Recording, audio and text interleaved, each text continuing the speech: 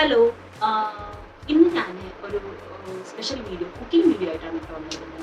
ഇത് അമ്മമാർക്കും യൂസ്ഫുള്ളാണ്, വീട്ടിലുള്ളവർക്കും health conscious ആയവർക്കൊക്കെ easy ആയിട്ടുള്ള വീഡിയോ ആയിട്ടാണ് വന്നിരിക്കുന്നത്.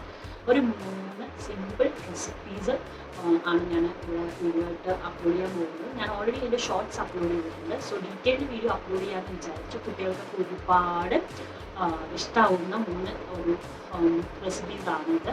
വീട്ടിൽ ട്രൈ ചെയ്ത് നോക്കണം. എല്ലാവർക്കും യൂസ്ഫുൾ ആവുമെന്ന് വിചാരിച്ചിട്ടാണ്. ഇപ്പം വലിയവർക്കും കഴിക്കാൻ പറ്റുന്ന റെസിപ്പീസാണ്, കുട്ടികൾക്കും വലിയവർക്കും. അപ്പോൾ എല്ലാവരും വീട്ടിൽ ട്രൈ ചെയ്ത് നോക്കാം. സബ്സ്ക്രൈബ് ചെയ്യാൻ സബ്സ്ക്രൈബ് ചെയ്യുക. നല്ല നല്ല വീഡിയോസിന് വേണ്ടിയിട്ട് ചാനൽ സബ്സ്ക്രൈബ് ചെയ്യാനും സപ്പോർട്ട് ചെയ്യാനും മറക്കരുത്. ഈ കാണിക്കുന്ന റെസിപ്പി ഉണ്ടല്ലോ, ഇത് സീസണലാണ് കേട്ടോ. Strawberry cheese cake. എനിക്ക് കുറേ കാലമായിട്ട് ചീസ് കേക്ക് കഴിക്കണമെന്ന് ഭയങ്കര ആഗ്രഹമായിരുന്നു കേട്ടോ. അപ്പം ഞാനാണെങ്കിൽ ഓൺലൈനിലൊക്കെ നോക്കിയപ്പോൾ ഭയങ്കര റേറ്റും. എന്നാൽ പിന്നെ കുറച്ച് എന്താ പറയുക, ഹെൽത്തി ആയിട്ട് ഉണ്ടാക്കാമെന്ന് വിചാരിച്ചു കേട്ടോ. അതൊക്കെ ഇൻസ്പയർഡ് തന്നെയാണ്. എങ്കിലും ഞാൻ അതിന് വേണ്ടിയിട്ട് ആദ്യം ബേസ് വന്നിട്ട് ഫുള്ള് ഡ്രൈ ഫ്രൂട്ട്സ് കൊണ്ടാണ് കേട്ടോ ഉണ്ടാക്കിയത്. അതായത് പിസ്ത, കാഷ്യൂ, പിന്നെ എന്താ പറയുക, നമ്മൾ വാൾനട്ട്സ്, എന്തൊക്കെ ഇടാൻ പറ്റുമോ അതൊക്കെ ഇട്ടിട്ട് ഉണ്ടാക്കുക. മധുരത്തിന് വേണ്ടിയിട്ട് ഞാൻ ആഡ് ചെയ്തിരിക്കുന്നത് ഇത് ഡേറ്റ്സ് ആണ്. അതൊന്ന് പൗഡേർഡ് ആക്കിയിട്ട് ഫസ്റ്റ് ബേസ് നമ്മൾ സെറ്റ് ചെയ്യണം കേട്ടോ. നല്ലോണം ടിഫിൻ ബോക്സിൽ അല്ലെങ്കിൽ ഇപ്പോൾ ഗ്ലാസ്സിൽ, ഇത് വേണമെങ്കിൽ നിങ്ങൾക്ക് മഗ്ഗിലും ഉണ്ടാക്കാം. അതൊന്ന് നല്ലോണം പ്രസ് ചെയ്ത് 1 to 2 hours ഫ്രിഡ്ജിലൊന്ന് ഫ്രീസ് ചെയ്യാൻ വെക്കുക. സാധാരണ ബിസ്ക്കറ്റ്സ് ആണ് എടുക്കുക. ബിസ്ക്കറ്റ്സിന് പകരം ഞാനിപ്പോൾ ഒരു ഡ്രൈ ഫ്രൂട്ട്സുകളാണ് ചെയ്തിരിക്കുന്നത്. പിന്നെ ഇപ്പോൾ ഇത് സ്ട്രോബെറി അറിയാമല്ലോ, ഇപ്പോൾ സീസൺ കഴിയാറായി. അതിന് മുമ്പ് നമ്മളിതൊന്ന് ചെയ്തെടുക്കണം കേട്ടോ. അപ്പോൾ സ്ട്രോബെറി ബേസ് ഉണ്ടാക്കാൻ വേണ്ടിയിട്ട് ഇതുപോലെ കട്ട് ചെയ്തിട്ട് ഒരു പാനിലേക്ക് ഇട്ട് നമ്മൾ ഷുഗറിന് പകരം ഞാൻ ഡേറ്റ്സ് പൗഡറാണ് ആഡ് ചെയ്തിരിക്കുന്നത്. നിങ്ങൾക്ക് വേണമെങ്കിൽ ഷുഗർ ആഡ് ചെയ്തിട്ട് അതിനെ ഒന്ന് സിറപ്പാക്കി എടുക്കുക. അതായത് കുറച്ച് ക്രഷൊക്കെ ചെയ്ത് കുറച്ച് വെള്ളം പോലെ ആവുമല്ലോ, ആ ഒരു സെറ്റ് ആവുന്ന രീതിയിൽ എടുക്കുക കേട്ടോ. മിഡിൽ ബേസിന് വേണ്ടിയിട്ട് ഞാൻ പനീറാണ് എടുത്തിരിക്കുന്നത്. പനീറും പിന്നെ ഗ്രീക്ക് യോഗട്ട് കിട്ടും. ഗ്രീക്ക് യോഗട്ടും കൂടെ ക്രഷ് ചെയ്ത്, അതായത് ഒന്ന് മിക്സിയിലിട്ട് അടിച്ചെടുക്കുകയാണ് ചെയ്തിരിക്കുന്നത് കേട്ടോ. ഈ വീഡിയോയിൽ കുറച്ചൊരു ഇത് തോന്നാൻ കാരണം എന്താണെന്ന് വെച്ച് കഴിഞ്ഞാൽ, ഞാൻ ഷോർട്സ് എടുത്തത് ഇങ്ങനെ മെയിൻ വീഡിയോ ആയിട്ട് എഡിറ്റ് ചെയ്തപ്പോൾ കുറച്ച് ബുദ്ധിമുട്ടുകൾ ഉണ്ടാവും. പക്ഷെ നിങ്ങൾക്ക് കാര്യം മനസ്സിലാവുമെന്ന് ഞാൻ വിചാരിക്കുന്നു. അതിലേക്ക് ഞാൻ, അതായത് ഈ സെക്കൻഡ് ബേസിലേക്ക് അടിക്കുന്നതിലേക്ക് ഞാൻ വാനില എസൻസും തേനും ചേർക്കുന്നുണ്ട്. നിങ്ങൾ ഇത് ഞാൻ പറയുന്നത് ഹെൽത്തി വേർഷൻസ് ആണ് കേട്ടോ. അതിപ്പോൾ സെക്കൻഡ് ബേസ് അടിച്ചെടുത്തത് ഇങ്ങനെയാണ്. അത് കുറച്ച് നേരം ഫ്രിഡ്ജിലിരിക്കട്ടെ. ഈ സ്ട്രോബെറി ഒന്ന് റെഡിയായി ഒരു 70 to 80% കുക്കാവുമ്പോൾ അതിലേക്ക് ചിയ സീഡ്സ് ആഡ് ചെയ്യുക. അത് കഴിഞ്ഞിട്ട് നമ്മളിപ്പോൾ 2 hours സെറ്റ് ചെയ്ത് വെച്ചിരിക്കുന്ന സംഭവത്തിലേക്ക് ഞാൻ മറ്റേ ഡേറ്റ്സ് പൗഡറിൻ്റെ ഇതിലേക്ക് രണ്ടാമത്തെ ബേസ് ആഡ് ചെയ്ത് കൊടുക്കണം. അതായത് പനീറും യോഗട്ടും കൂടിയുള്ള ബേസ് ഞാൻ ആഡ് ചെയ്ത് കൊടുത്തിരിക്കണം. എന്നിട്ട് കുറച്ച് നേരം അതും ഒന്ന് ഫ്രിഡ്ജിൽ വയ്ക്കുക. സെറ്റായതിന് ശേഷം സ്ട്രോബെറിയുടെ ബേസ് ഉണ്ടാവില്ലേ, അത് വന്നിട്ട് 3rd ലെയറായിട്ട് ആഡ് ചെയ്ത് കൊടുക്കാം. എനിക്ക് കുറച്ച് എന്താ പറ്റിയെന്ന് വെച്ച് കഴിഞ്ഞാൽ, സ്ട്രോബെറി കുറച്ച് കുറഞ്ഞു പോയി കേട്ടോ. നല്ലോണം ഒരു 2-3 പാക്കറ്റ് വാങ്ങിക്കായിരുന്നു. എനിക്ക് അവൈലബിലിറ്റി കുറവായിരുന്നു, അതാണ് പറ്റിയത്. എന്നിട്ട് എല്ലാം കൂടെ ഒന്ന് സെറ്റാക്കി വെക്കുക കേട്ടോ. എന്നിട്ടൊരു 2-3 മണിക്കൂർ ഫ്രീസറിൽ വെച്ചിട്ട് തുറന്ന് നോക്കിയാലുണ്ടല്ലോ, ഈശ്വര, എനിക്ക് ചീസ് കേക്ക് കഴിക്കാനുള്ള ആഗ്രഹം അടിപൊളിയായിരുന്നു. കുറച്ച് മധുരത്തിൻ്റെ കുറവുണ്ടായിരുന്നു, ബട്ട് ഹെൽത്തി ആണല്ലോ, സ്വർഗ്ഗമാണ് കേട്ടോ. ഇതുപോലെ കുട്ടികൾക്ക് കൊടുത്ത് ആലോചിച്ച് നോക്കിയാൽ സ്ട്രോബെറിയും ഉള്ളിൽ പോവും, എല്ലാം ഉള്ളിൽ പോവില്ലേ.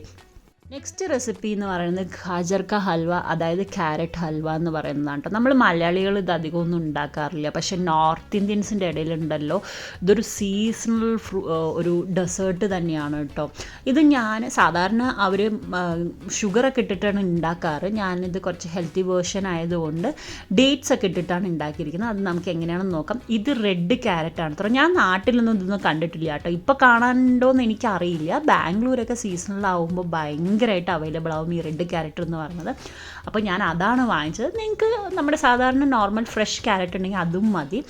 അതൊന്ന് ഇതിൽ വേറൊരു ഇതുണ്ട് കേട്ടോ. സാധാരണ ക്യാരറ്റ് ഹൽവ ഗ്രേറ്റൊക്കെ ചെയ്ത് നമ്മൾ പാനിലൊക്കെ ഇട്ട് പാലൊക്കെ ഒഴിച്ച് കട്ടിയാക്കിയിട്ടാണ് ഉണ്ടാക്കുന്നത്. പക്ഷേ ഇത് ഞാൻ ഈസി ആയിട്ട് കുക്കറിലാണ് ഉണ്ടാക്കാൻ പോകുന്നത്. അപ്പോൾ ഇതുപോലെ കുനുകുനയായിട്ട് അരിഞ്ഞ് വാഷ് ചെയ്തിട്ട് വെക്കുക കേട്ടോ. അതിനുശേഷം കുറച്ച് നട്ട്സൊക്കെ ഒന്ന് ക്രഷ് ചെയ്തെടുക്കുക. നിങ്ങൾക്ക് ബദാം, കാഷ്യൂ നട്ടൊക്കെ ക്രഷ് ചെയ്യാം. അതിന് ശേഷം ഞാൻ കുക്കറിലേക്ക് വന്നിട്ട് കുറച്ച് നല്ലോണം നെയ്യ് ഒഴിച്ചിട്ട് ഈ അണ്ടിപ്പരിപ്പും കിസ്മിസും ഒക്കെ ഉണ്ടാവില്ലേ, അതൊക്കെ ഒന്ന് വറുത്ത് കോരി മാറ്റുക കേട്ടോ. എന്നിട്ട് അതിലേക്ക് വന്നിട്ട് കുറച്ച് മാറ്റിയിട്ട് അതിലേക്ക് വന്നിട്ട് ഈ അരിഞ്ഞു വെച്ചിരിക്കുന്ന ക്യാരറ്റിനൊന്ന് ഇട്ട് ഒരു 3-4 മിനിറ്റ് വഴറ്റുക.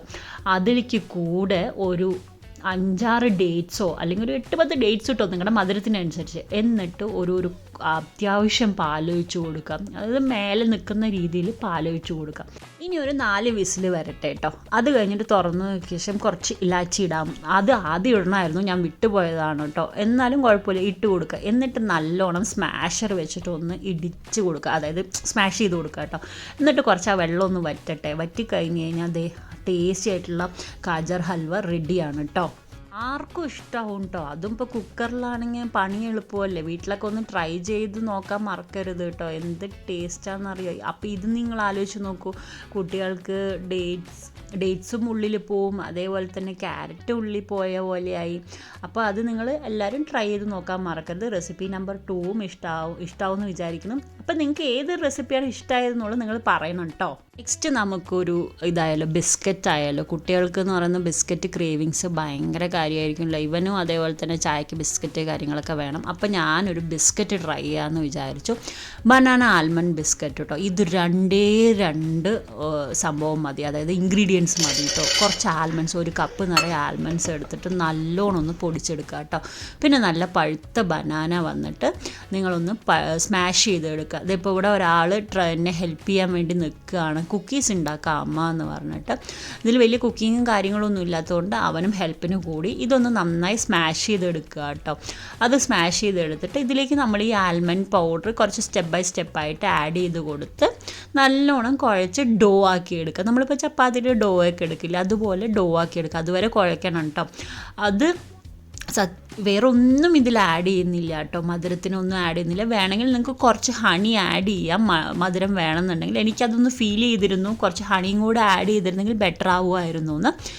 അപ്പോൾ അതൊരു ഈ ഡോ പരുവത്തിലായതിനു ശേഷം ഒരു 10 മിനിറ്റ്സ് റെസ്റ്റ് ചെയ്യാൻ വെച്ചിട്ട് കൈ കൊണ്ട് ഇങ്ങനെ പരത്തി നമ്മൾ കുക്കീസിൻ്റെ ഷേപ്പിൽ, നിങ്ങൾക്ക് എന്ത് ഷേപ്പിലാണോ വേണ്ടത് ആ ഷേപ്പിലാക്കിയെടുക്കാം. ഞാൻ കൈ കൊണ്ട് തട്ടി ജസ്റ്റ് വട്ടത്തിലുള്ള ഷേപ്പാണ് എടുത്തിരിക്കുന്നത്. എന്നിട്ട് അതിൽ നൈഫൊക്കെ വെച്ച് ചെയ്തിരിക്കുകയാണ്. ഞാനിപ്പോൾ എയർ ഫ്രയറിലാണ് ഇത് ചെയ്തത് കേട്ടോ. ഞാൻ എല്ലാം എയർ ഫ്രയറിലാണ് ചെയ്യാറ്. നിങ്ങൾക്കിപ്പോൾ അടുപ്പിൽ വെച്ചിട്ട് ഉപ്പ് നിറച്ച് വെച്ച് ഒരു പാനിൽ ഇറക്കി വെച്ചിട്ട് വേണമെങ്കിൽ ഒരു 15 മിനിറ്റ് വേവിച്ചെടുത്താലും അതും റെഡിയാവും. ഇത് ഞാനിപ്പോൾ എയർ ഫ്രയറിലാണ് ചെയ്യാൻ പോകുന്നത്. എയർ ഫ്രയർ ഉള്ളവർക്ക് ഒരു 15 മിനിറ്റ് ടു 20 മിനിറ്റ് വരെ ബേക്ക് ചെയ്ത് കഴിഞ്ഞാൽ, ഒരു 18 ഡിഗ്രി സെൽഷ്യസിൽ ബേക്ക് ചെയ്ത് കഴിഞ്ഞാൽ അത് റെഡി ആവുന്നതാണ്. ഇതിപ്പോൾ കണ്ടോ, ഞങ്ങൾ ഇങ്ങനെ ഇതൊക്കെയാണ് ചെയ്തിരിക്കുന്നത്. ഇതിൻ്റെ മേലെ ഞങ്ങൾ കുറച്ച് കാഷ്യൂസൊക്കെ ആഡ് ചെയ്ത് കൊടുക്കുകയാണ്. ഫസ്റ്റ് ട്രയൽ എന്ന രീതിയിൽ ഞങ്ങളൊരു 10 ഉണ്ടാക്കിയത്. എനിക്കിഷ്ടമായി, ചെക്കനും ഇഷ്ടമായി. കുറച്ച് മധുരം വേണ്ടെന്നുള്ളൊരു സംഭവം മാത്രമായിരുന്നു ഒരു ഡ്രോബാക്ക് എന്ന് പറയാം കേട്ടോ. അത് ഡ്രോബാക്കായിട്ട് പറയാൻ പറ്റില്ല, എങ്കിലും അത്രയും. ഒരു 15 മിനിറ്റ്സ് ആദ്യം വെച്ചിരുന്നു, പിന്നെ ഒരു 5 മിനിറ്റ്സും കൂടെ ആഡ് ചെയ്യേണ്ടി വന്നു. ഒന്ന് കുറച്ച് വേവാത്ത പോലെ തൂക്കി നിങ്ങൾക്ക് ടൈമർ വന്നിട്ട് നോക്കാവുന്നതാണ് കേട്ടോ. അങ്ങനെ ഈ കുക്കീസും റെഡി ആയിട്ടുണ്ട്. നല്ല സോഫ്റ്റായിരുന്നു. ഇതൊരു 1 വീക്ക് വരെ നിങ്ങൾക്ക് സ്റ്റോർ ചെയ്യാം കേട്ടോ. അപ്പോൾ കുട്ടികൾക്ക് സ്കൂളിലേക്കൊക്കെ കൊടുത്തു വിടാം, ഈവനിങ് സ്നാക്സ് ആക്കി യൂസ് ചെയ്യാം. അപ്പോൾ ഈ 3 റെസിപ്പീസ് ഇഷ്ടമായി എന്ന് വിചാരിക്കുന്നു. സപ്പോർട്ട് ചെയ്യാൻ മറക്കരുത്. Bye, take care.